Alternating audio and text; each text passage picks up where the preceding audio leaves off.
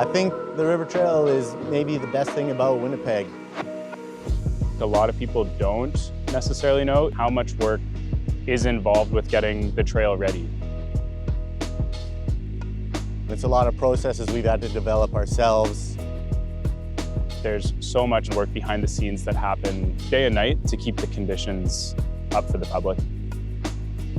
We've got such a good crew and a good team of staff working here.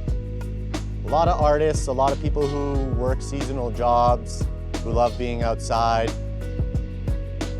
The majority of us have been doing it for a number of years, which is really cool to see.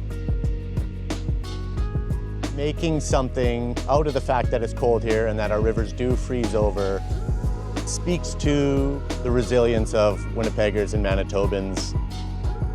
The trail is really important and a vital part of winter in our city. It connects the city in a unique way.